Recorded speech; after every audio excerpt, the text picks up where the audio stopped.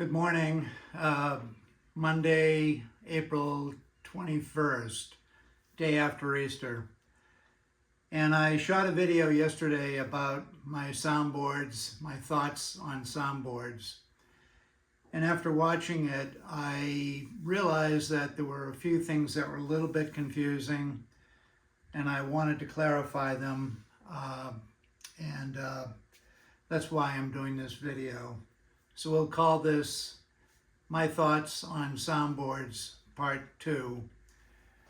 One of the things I neglected to talk about yesterday, probably because it was Easter and I had family obligations in the early afternoon and my mind was on a bunch of things, but in any case, I neglected to talk about the effect of bracing on a top, no matter what thickness the top is. Bracing plays an important role. So to go into it a little bit, I'd like to make a sort of a general statement that when you have a thinner soundboard, more bracing would be a smart idea. When you have a thicker soundboard, you can get away with less bracing, okay? Also, so that's one bold statement. Another statement is the height, the width, and the shape of any braces, fan braces, harmonic bar, upper cross brace, fingerboard, pad and brace, bridge pad. They can be any thickness you want to make them. So why do you make them one thickness versus another, or one height versus another height? And one width versus another width. So you can see this presents a challenge to any guitar maker. Typically when we start making guitars, we go with a plan and we learn from a plan. And we typically copy. I did. I think almost everybody did in the beginning. And then as you get into it for a few years and then several years, you realize that there's so many different things that can be changed. The thickness of a top, the height of braces, the shape of braces. Are they triangulated on the tops like these are? These are triangulated. Or are they just rounded over, and is the brace just a certain height and flat all the way across with a little bit of roundness, let's say. In the case of these Hauser copies, the side view of these braces is parabolic, okay? It goes like that. And of course, underneath each of these braces, there's a cutout so that the brace doesn't touch the bridge. Well, so why did I do that? Well, I'd like to say that I have some great reason for doing that, but in effect, I'm copying Hauser too. So even a guy that's been doing it for a long time will copy a master from time to time. Now, had I not scalloped out the bottom of these braces, not to touch the bridge pad, I'm sure there would be a slightly different sound. Everything you do will change the sound. The thickness of the sides will change the sound. The depth of the sides will change the sound. The thickness of the back and how many braces the back has. Does it have 3? Does it have 4? Whatever. Are the braces scalloped in the traditional way, or are they scalloped like Jose Romanellos, where he scallops out the middle of the brace and leaves the ends of the brace high, in effect creating a beam, an arch, so to speak. There's just so many different ways to make a guitar. And I am not a scientific builder. There are people out there, I won't mention names, but you probably know who they are. And they have a more scientific approach. I was born an artist and a musician. And so I come at guitar making from an artistic background. I am not much interested in the science of it. I'm more interested in trial and error. If I do this, what happens? Or if I don't do that, what happens? So my way of working has always been to make a guitar and learn from it, and then take that experience and use what I learned from that guitar and put some of the stuff I learned into the next guitar. This is the way I work. And of course, I did a lot of research with the masters. I studied as many guitars as I could get my hands on. I learned from a couple of great guitar makers, Robert Ruck, Manuel Velasquez, to name just a couple. And they were very generous to me, and they helped me along the way. But anyway, here I am, getting ready to retire. And one of the things I always wanted to do when I got to this point in my career as a guitar maker is to share what I've learned with anybody that wants to know it. That doesn't mean I know everything. I certainly don't. I would have to do this for another 50 years probably. I didn't start until I was 38, and I came from a different career, photography. So, I probably started a little too late. It would have been nice to start guitar making maybe when I started in photography as a teenager.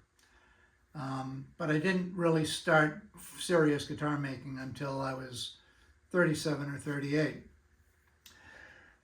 So I still have 32 years of experience, but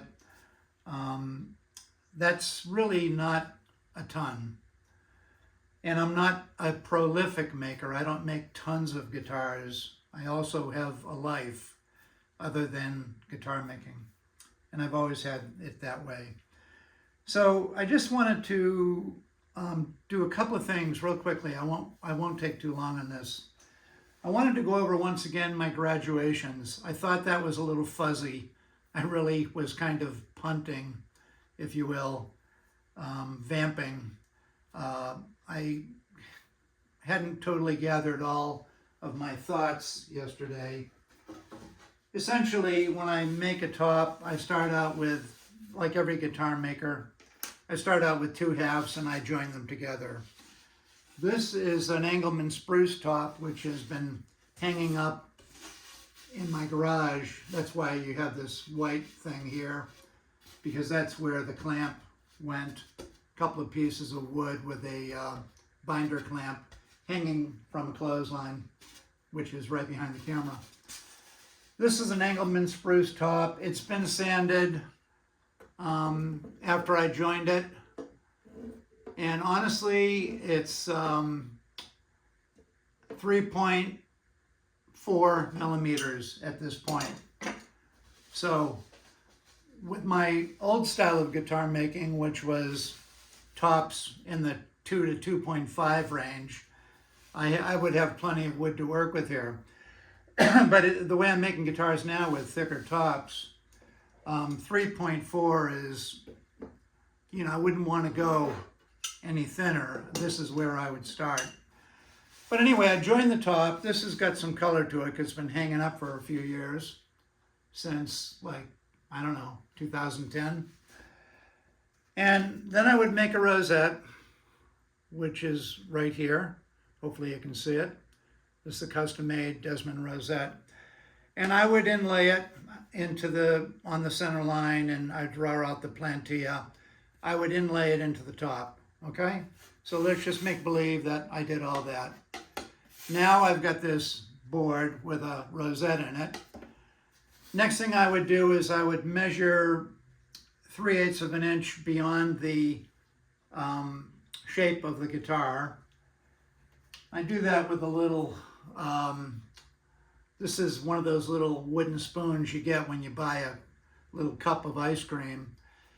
And I put a couple of holes in it, and I simply just put a pencil in the hole. And I have a template, and I just follow my template all the way around.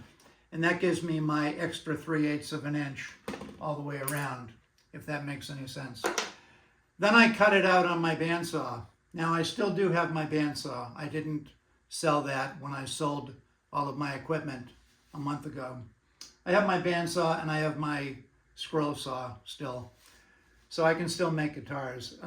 But anyway, once it's cut out, okay, we're gonna put this one aside now. Once it's cut out, now we have a shape, and we have an outside, and I generally will sand this to 150. And I used to do it on my Woodmaster drum sander.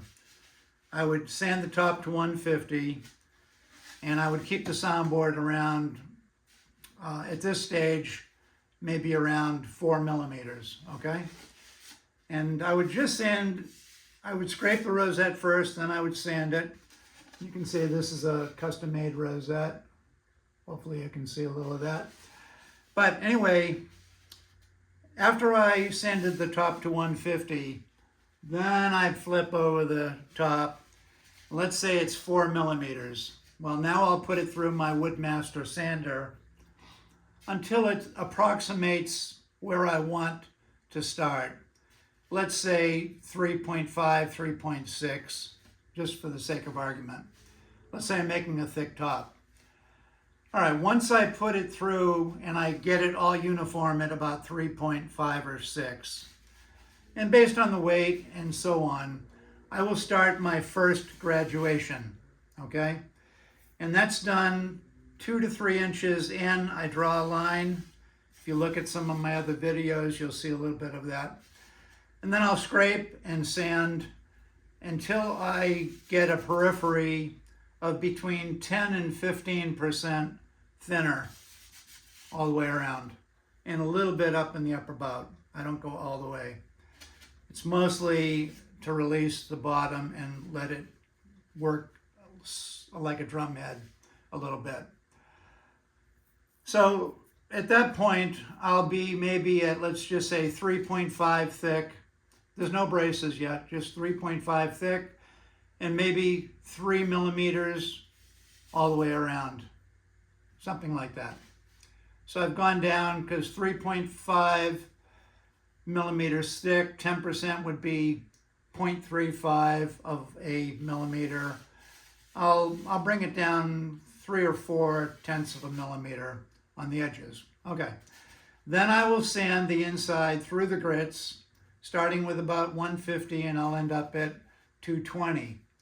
I don't want to go beyond 220 because I want it rough enough to receive the braces and get a good glue joint, okay? But I sand the inside at 220, and that's generally where I stop. Then I decide what braces I want, what pattern, the thickness, the height, the type of wood. I don't always use spruce braces. Sometimes I use cedar. And Friedrich used cedar fan braces, and in some cases cedar cross braces, and he had so many things going on inside. But just as an example, it's not always spruce. And sometimes it's just out of economy. Sometimes I'll put a cedar bridge patch here because I don't have any spruce that I want to use. Maybe the spruce is too good. I don't want to put it up there. I have some leftover spruce I want to use for something better. I might have leftover cedar. I'll put that up there instead. It's really just to strengthen that area, keep the top from cracking along the fingerboard, okay? Okay, so then once I get the top and backs done, I glue on my backs first. I get my sides shaped the way I want them shaped. And that's a whole nother subject. But generally speaking, my sides go from 3 5/8 to 3 7/8, or 3 3/4 to 4 inches. And seldom do I go thicker than 4 inches on a sound box. Sometimes I do. Depends on the bass response that I want. But anyway, so I fit the top and I fit the back, glue in the kerfing, put the cutouts, the notches for the braces, get everything dry fit perfectly. Then I glue on the back. After I glue the back on, I carve and route off the excess around the perimeter. Once it's all cleaned up and nice, at that stage I'll go to the top and I'll glue the top on. After I glue the top on, I do the same thing. I chisel off the excess around the edges and I route it.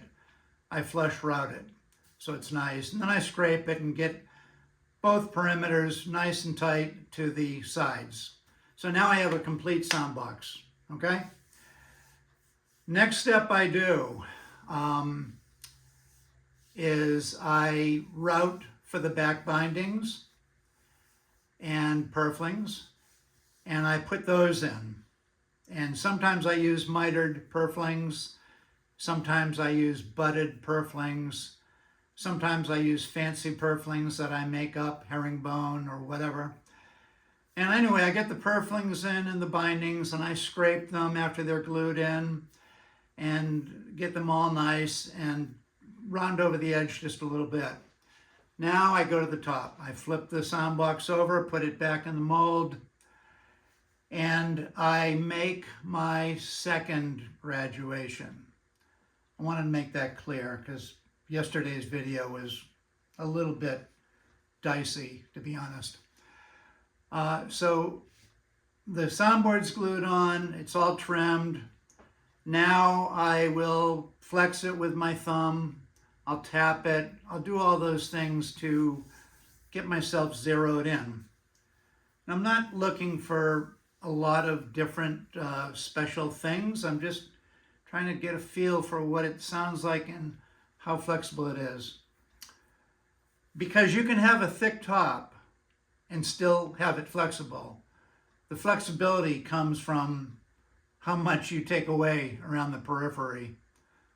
It also comes from how thick it is, but that's not the way I'm doing it. I'm making it thinner, the wood thinner around the periphery, but keeping the wood in the middle at 3.4, 3.5, 3.3, depending on the weight of the wood and the type of the wood.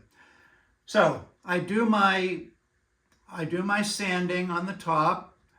Like in the case of this one, I think this is a little thick, so I'll sand it, scrape and sand it, get it down a little bit, and I'll do some more periphery work, which is my second graduation, okay? Same thing, only this second graduation is done on the outside of the top after it's glued, okay? First graduation is done on the top before it's glued to anything, before the braces are in. Second graduation, after the top is glued on.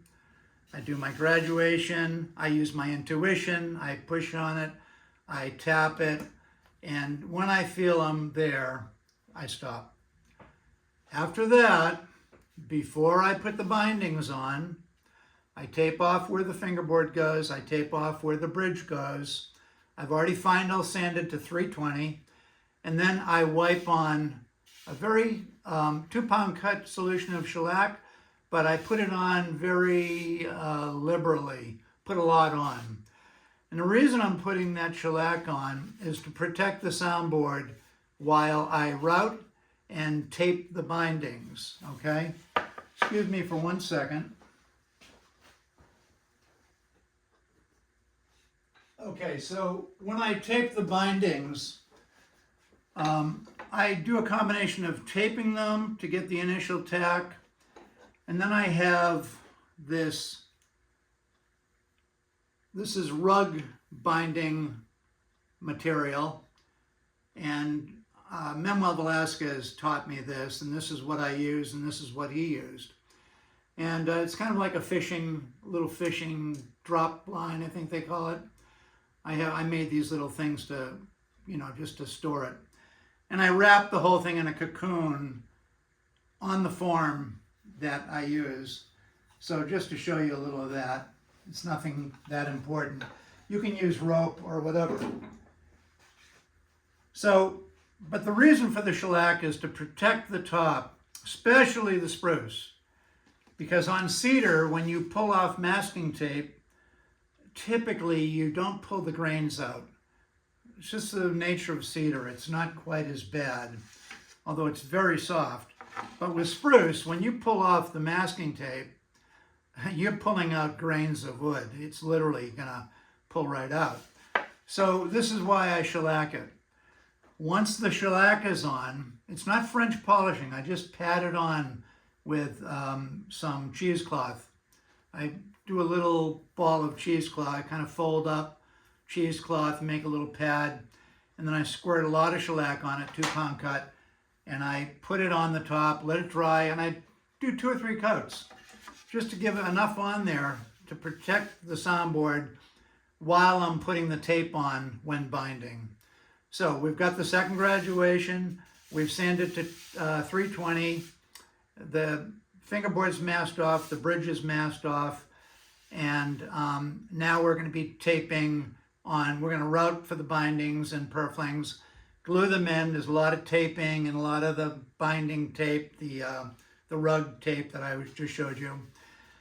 And once the bindings are on and everything's nice and done, I take the tape off, take the linen off, this stuff, that comes off, the guitar comes out of the cocoon, I peel the tape off all the way around. Now my bindings are a little high, I got to scrape them all down, and I got to scrape them on the sides and round them over just a little bit at this stage. I round them more later. And then I sand the top. At that point, I final sand the top. And in doing so, I remove most of the shellac that I put on there. But at the same time, I do my third graduation to the soundboard, okay? And I literally will go around the periphery with 220. I don't get in. Once I put the shellac on, I never go back to 150 or anything. The final graduation is done with 220. Sometimes a little scraping, depends on what I want. But I use a little pad, just this little sanding block that I made. It's felt with some scrap cedar. And I essentially will take, in this case, I love the purple paper. This is 150. I'll cut it so that this ends up being 1/8 of a sheet. And this is what I use to vigorously sand or even lightly sand. And I'll go against the grain around this periphery, but I always finish with the grain, of course. And I'll go through the grits. My final, after my third graduation, that'll be done with 220. And then I'll sand the whole top back with 220 and then 320. Once it's all sanded and I'm ready to French polish, I will start patting French polish. Don't forget, the fingerboard's taped off and the bridge is taped off, okay? And I'll start French polishing. And I will do probably 5 or 6 sessions of French polish. And after I do that, I will remove the tape on the fingerboard area, just 2 pieces. And this is all unfinished so that when I glue the fingerboard on, it will stick. And then after I French polish 5, 6 sessions, I will glue the fingerboard on the neck, okay? And I like to pre-finish the top so that I have a good base coat of French polish on there. And it's usually pretty shiny too, but the fingerboard will get glued on, and then I have different little ways of French polishing in the tight areas, you know, in the cracks and everything, once the fingerboard is glued on. Anyway, that sort of clarifies that whole thing. I'm going to finish up by just talking about the bracing here. I use different kinds of bracing, and I have a few examples here of bracing that I've used in recent years. Now, these are crappy photos that I printed off the internet this morning, off of my photos. I took photos. And I might want to start with kind of a standard bracing, standard Torres bracing with a treble bar. And I learned this kind of bracing more or less from, obviously it comes from Torres, but Manuel Velasquez used this bracing. And I'm going to hold this photo up. This is one of my tops from just a couple of years ago, 2 or 3 years ago. I was going back to a bracing that I had used early on because I had a guitar come back that I had built somewhere around 2006 or something like that, and it came back to me. The owner wanted to sell it, and it was in perfect shape. It was an incredible guitar. It sounded beautiful, and it had this bracing right here. So this is the bracing Manuel used to use with the treble bar. This top was about, this very top was about 2.7 to 2.8 millimeters, okay? And it graduated off around the edges to about 2 millimeters. The braces were only about 3 millimeters high. They were straight and rounded over. They weren't pointed. They were just straight braces, scalloped at the ends, talking about the fans, and rounded over.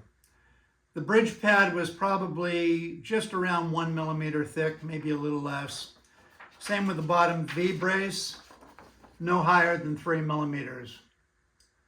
Now the width of these braces, the center brace would have been 6 millimeters wide, and the rest of the braces were 5 millimeters wide, okay?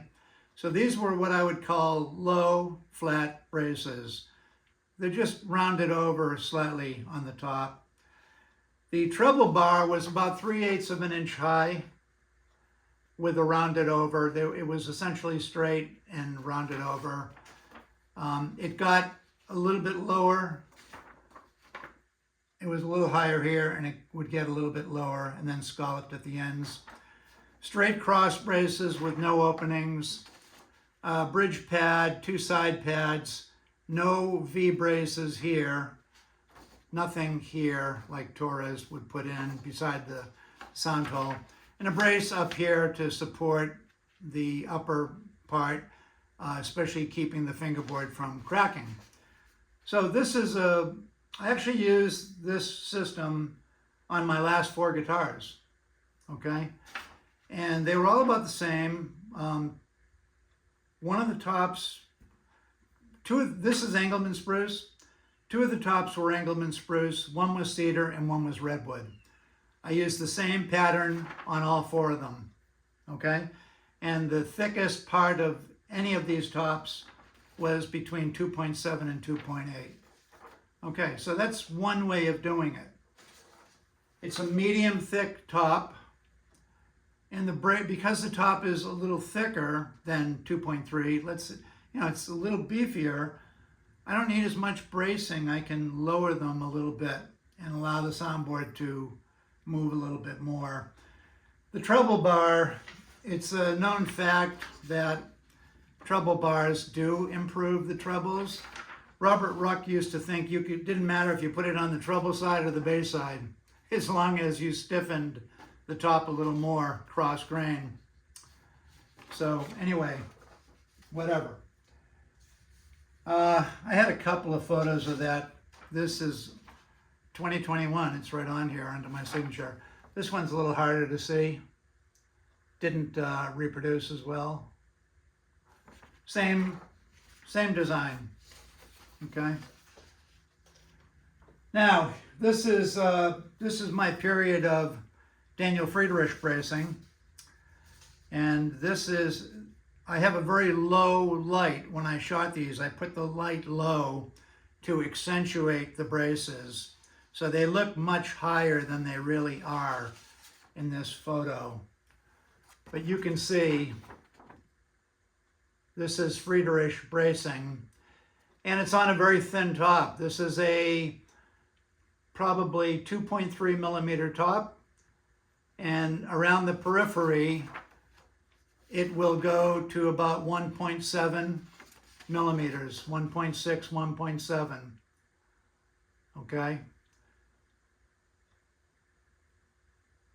It's a complex design. One of the bars is open. If you look, you'll see on this right here, this harmonic bar is open on the bass side. And the thought behind that has always been you get a little more bass response. This is quite a heavily braced guitar. However, it's a very thin top, okay? And it sounds, both of these sounded great. I made two of them. No, I made three of them. Here's an X-ray view from the outside with a light inside the sound box. I call it an X-ray view. It's not really X-ray, but hopefully you can see that. It's a spruce top and it's thin. That's why you can see right through it, because it's spruce and it's thin. And here's another photo of the same design. Once again, low camera angle, one light source, very low, to create shadows, just to accentuate the visual photograph showing the braces off. Hopefully you can see that. Okay. Friedrich's braces are parabolic, just like these ones on these tops here. And it's a very complex top. And Friedrich was a complex Frenchman, you know. I have a friend who's a Frenchman, and he's very nice, but he's very complex. Here's just kind of a flat-on version of that. Not sure it's the same guitar, but I did make it. Okay. And yet another picture. Thin top, lots of bracing. That was kind of the way Friedrich went. Okay? Okay, now let's move on to a cutaway I did in 2020.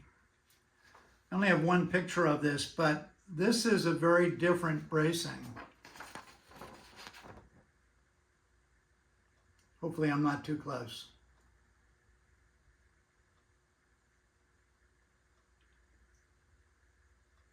Okay. This is a thin top. It's not much thicker than 2.3, and then it gets thin around the edges. It has, I think it was Marcelo Barbero type bracing. It's a kind of a flamenco cutaway. I made it in 2020. It's a really cool guitar. I still own it.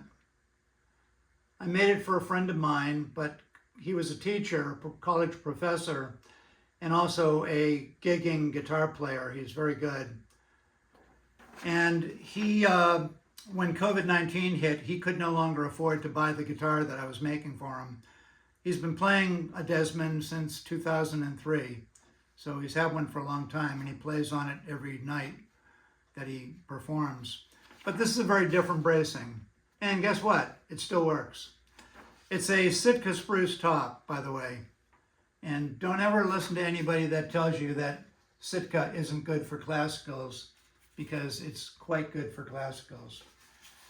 All right, I'm going to go to another bracing here. This is the Desmond grid bracing. Now, I went through a period of maybe 10 years where I used this bracing on thin tops. These tops were less than 2.3, and they really were getting thin at this point. And they're well below 2 millimeters around the periphery. This is a little color picture I have of one of my tops, and that's the Desmond grid bracing. Now, I vary all around, it's parabolic, and I vary the width and the height of all the braces. As I get out to the edges, the vertical, the north-south braces get thinner. And same with the east-west braces, I do the same thing. So the thickest and the highest braces are in the middle, and then as you get out, they get thinner. Notice there are no openings in the harmonic or upper crossbar. Here's another picture before I glued in the rest of the braces. This is a one light source, low camera angle. Hopefully you can see that. Thin top.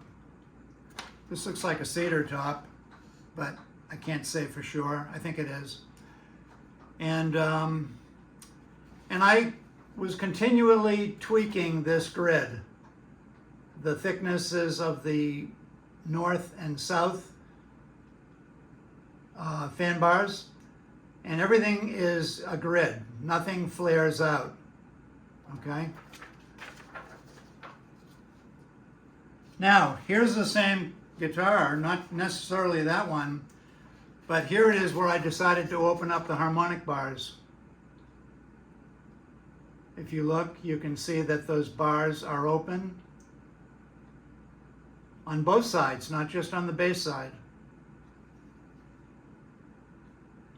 Okay? Here's another photo. This will show you the parabolic nature of the final shape. I did not round over these. I left them square on the top. I just softened the edges with sandpaper. And I kept working on this grid. This is an early one. I can tell by the width of the struts. So I started like this, and I kept refining it until everything was getting smaller, thinner. Okay, now, then you got the Desmond partial double top guitar. This is just showing where the bridge would go. You can see I've routed a cavity on the underside piece of, I think this is cedar. Cut the Nomex, inlaid it in. I don't think it's glued in at this point. And then just plop the bridge on the top just for demonstration. On top of that I glue another master grade top. The other side of the top is a solid piece of master grade. I don't join them until this sandwich is all made. Believe it or not, doing this makes a world of difference on a thick top instrument, because this was a thick top guitar. I made it like my Hauser, only I wanted more bass response, so I decided to do that, and I did it. I made about 4 guitars like that, and I still own 2 of them, and it works very well. I like the cedar ones better than the spruce ones.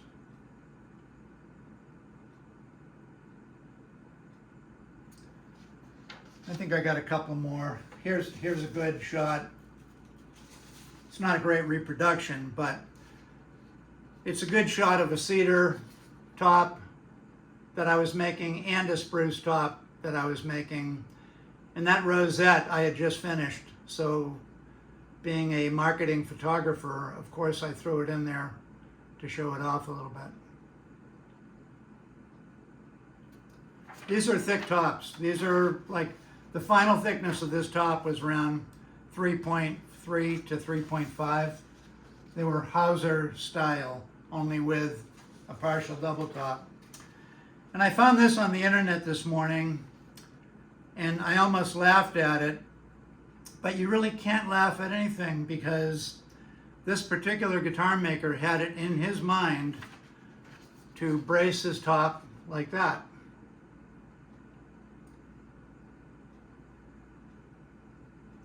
So the point that I'm making is, in this guy's mind, I don't know how thick his top was, but in this guy's mind, he wanted to try this. And of course, there's no right or wrong. The only way you find out is to do it. You can't just think about these things. You have to build the guitar. You've got to have the balls to take the risk and accept the consequences, good or bad, okay?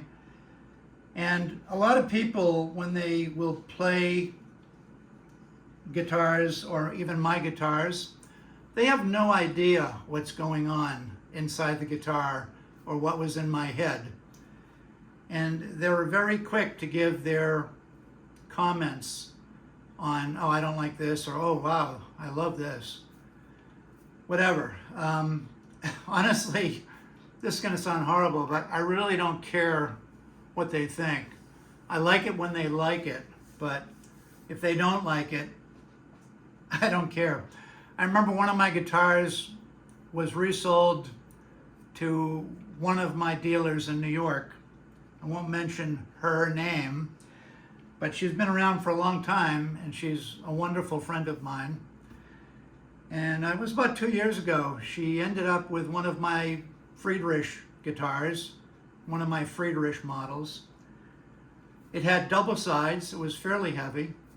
It had, I think it had Indian rosewood on the outside, laminated with mahogany on the inside for a total side thickness of a little bit over 4 millimeters. Of course, that added to the weight of the sound box. It also had a slightly thicker back, but it had a very thin top, that Friedrich type top that I just showed you. One of her first comments to me when she called me up, she said, "Bob, I have one of your guitars here." And I said, "Let me guess, did it belong to such and such?" And she said, "Yes." And he wants me to sell it. And she said, I sold it. Do you have another one just like it? Because I have 2 customers that want your guitar. And I said, oh, well, there's her name. I said, listen, there's not 2 guitars alike anywhere. You know, every guitar is different. And not only that, no, there isn't one just like it. And I don't have one to send you that's just like it. And she said, well, she said, I really like it, but it's so heavy. And I just almost laughed because she has no idea what I was doing and why I did it. And how what's the word? It was intended to be that way. It wasn't an accident. I always laugh when people critique your guitars because they have no clue what you did or why you did it. Now, that guitar sold almost immediately, and she wanted another one. And then the guy that didn't get it, he called me up personally and he said, would you make me one just like it? And I said, well, you know, you can't make one exactly like it because no 2 of them are exactly alike. Anyway, just a funny story, that's all. So I want to wrap this up. I know it's gone a bit long, but I really wanted to clarify some of the stuff that I said yesterday. Bracing is really important, okay? Yes, I was talking about the thickness of the soundboards. And you can also make thin soundboards with less bracing, but I guarantee you, you're gonna lose your treble response.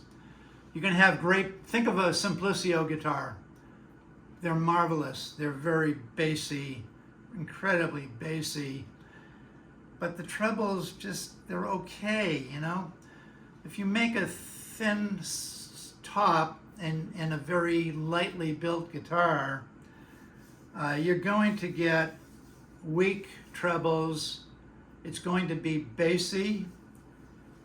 And then when you shrink the soundbox thickness to make like a flamenco guitar, and you make a guitar lighter and thinner, you're going to have a very quick sound and it's going to die quickly.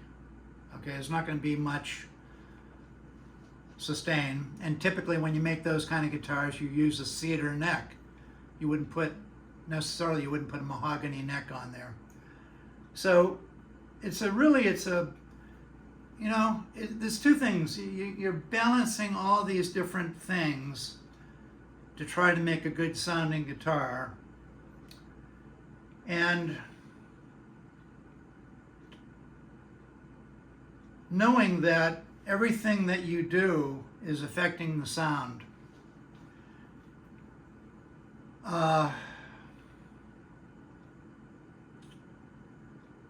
Yeah, and if you know me, you know I'm not a huge fan of double tops.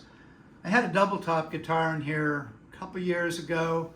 It was a Wolfgang Jellinghaus, whatever.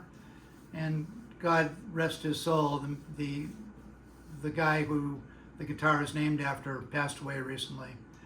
And he's a cool guy. But anyway, this was a double top guitar and it broke. And the way it broke was it was in the case and the case went over and just landed on the ground. You know, the case just tipped over and it hit the ground, thud, right? Guitar was in the case. And the poor kid, he took it out of the case and the neck literally broke almost all the way off the guitar, and the double top was pulling apart. It was broken, and I could see the Nomex inside, and it was all fractured, and it was just a total disaster. And he says, "Bob, can you fix it?" And normally I wouldn't have touched it, but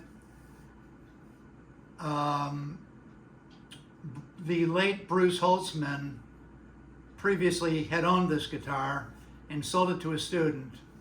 And sadly, Bruce passed away in a car crash, and I had a tremendous amount of admiration for him and respect. And out of admiration and respect for Bruce Holtzman, I fixed the guitar. And as I was fixing it, I showed my wife and I said, "This is another reason why I don't like to build those kind of guitars, and I don't build those kind of guitars, because they're not strong. When you take two little thin pieces of top wood and glue them on either side of a piece of Nomex, that's not a real strong structure. Trust me." So, you know, I shy away from those a bit, although I have used it in my partial double tops. Anyway, there's so many ways to make a guitar.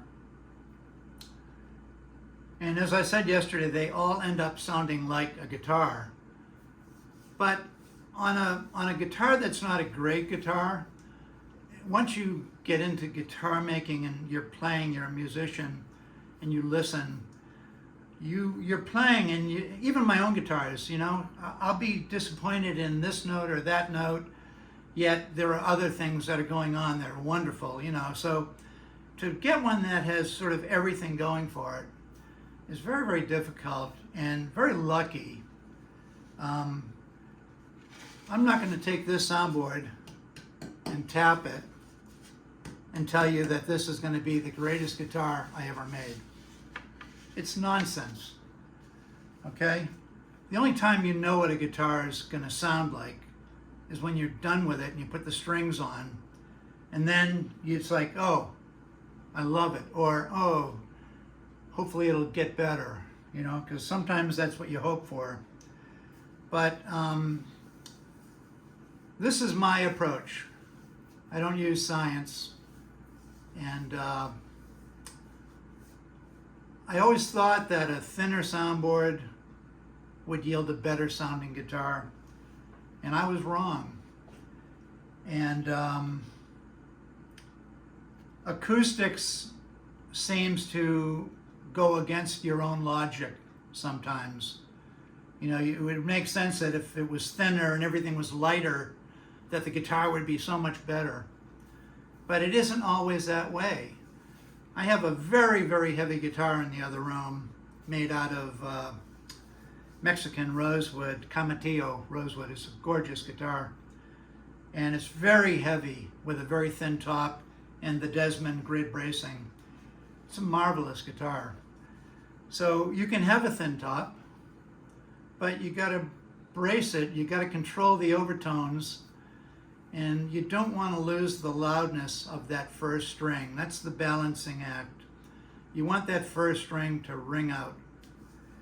So I'm sure there's something I left out, but thanks for staying with me this long if you're still with me.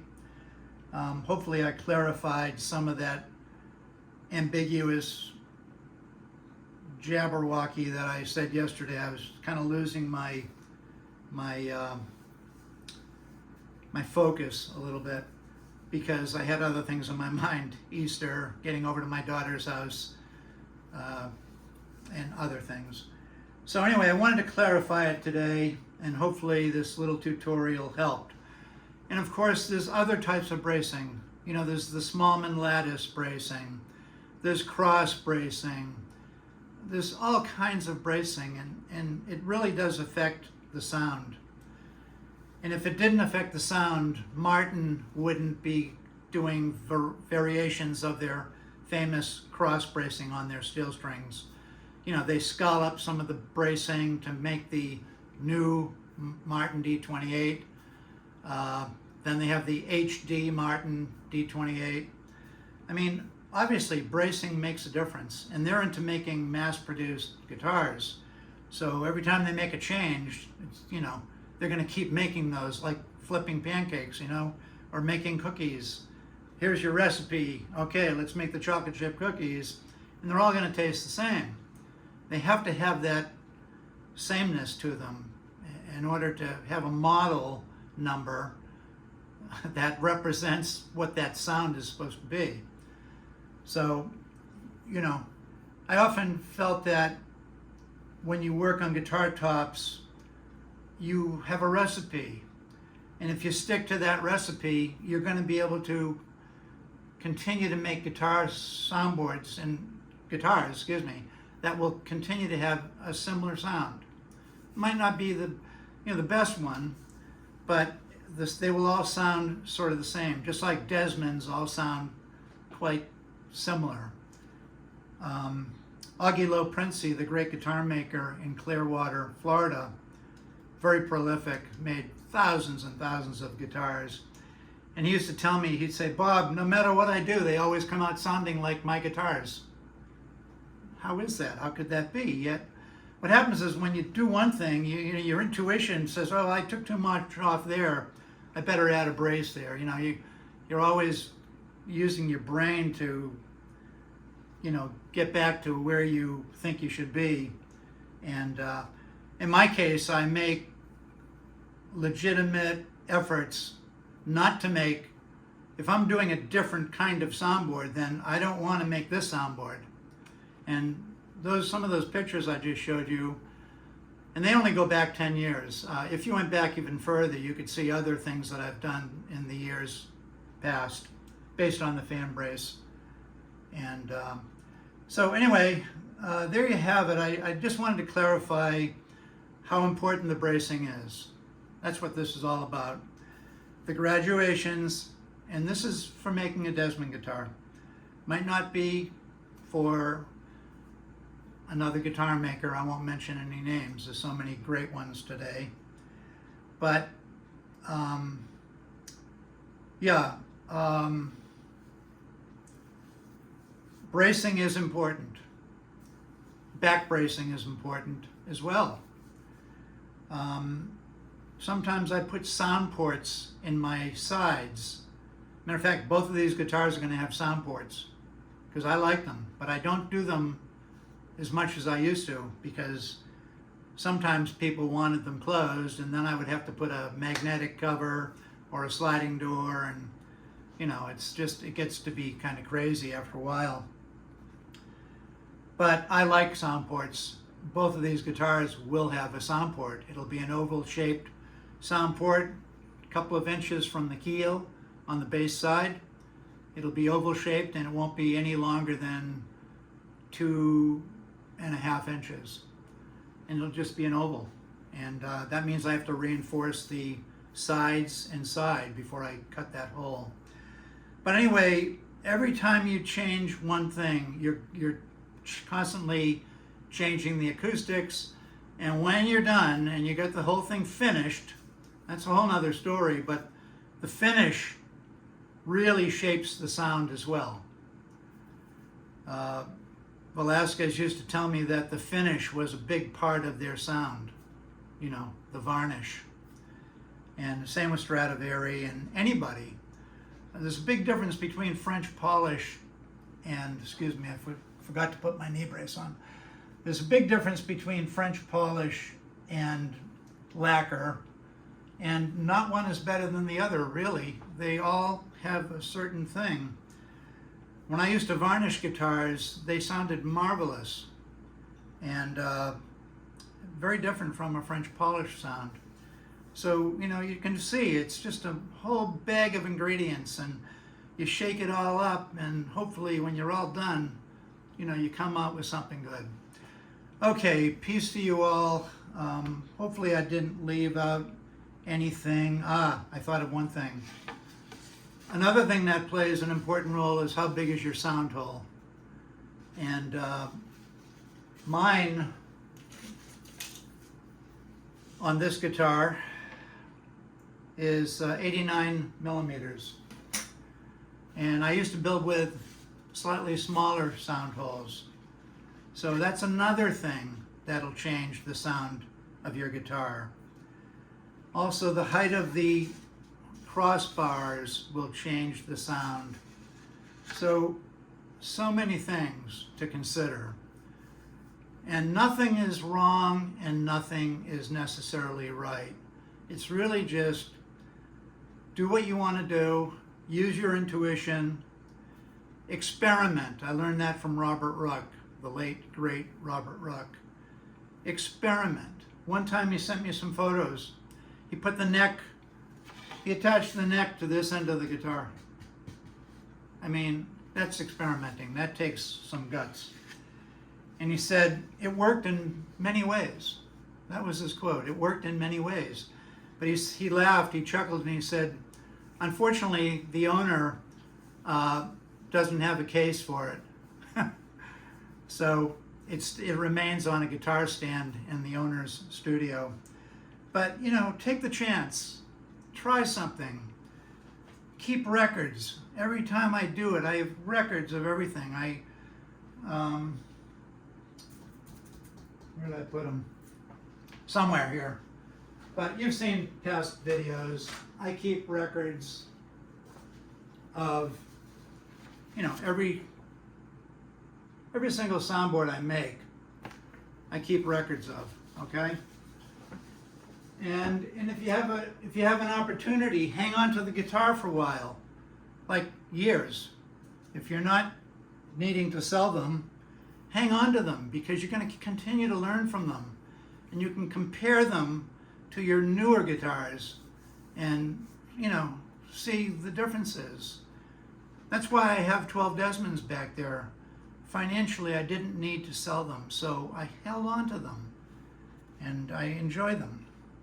And I will sell them at some time, but it's great having them here to learn from. I hope I didn't leave too much more out. There's so many other things that I could talk about, but you know, this is way too long already. So I wish you all peace and have a great Monday. And think about it and have a real clear plan in your mind as you're building a soundboard. Really think about what you're trying to achieve. You know, do you want those great trebles, or do you want a real bassy guitar? You know, what do you want? Do you want lightweight guitar, or do you want a heavy guitar that really projects? The heavier guitars that I make really project. They're not just open. They actually have they project outward, very in a tight cone, boom, like that. They don't like this. They're like this. You know, they really pop out the sound. Heavier back, you know, and sort of like the Smallman idea, the real thick back. Like throwing a tennis ball up against a concrete wall versus throwing a tennis ball up against a piece of plywood. You know, if you throw it against a concrete wall, it's going to pop back real fast. If you throw it against a piece of plywood, it's going to kind of like almost droop back. So lots of things to think about.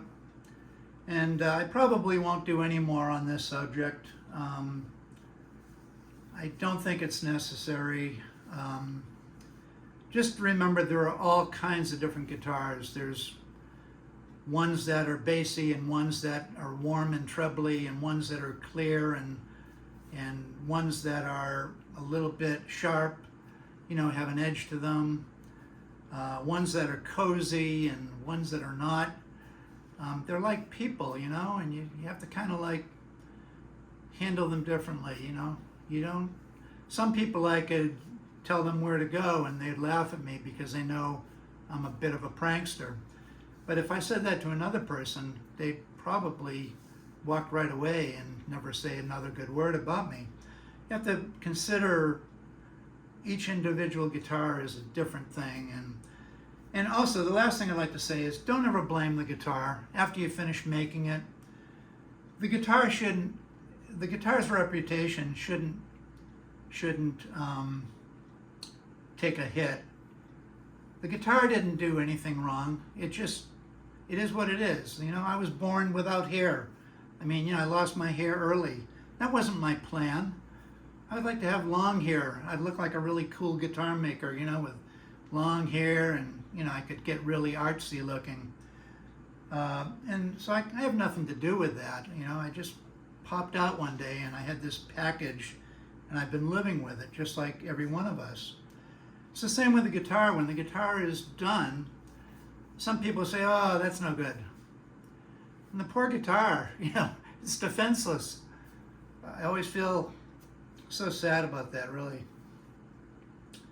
But, and then you have another guitar that just, you know, it's like the beautiful blonde 10 all the way, you know, it's just, and that guitar didn't do anything special. It just came out right, you know. And so anyway, more than you need to know, but don't blame the guitar if it doesn't sound the way you like it. Just accept it for what it is and learn from it and enjoy it. And nothing is a failure. Even when you fail, it's not a failure because you learned a great lesson from it. Okay? Bob signing out.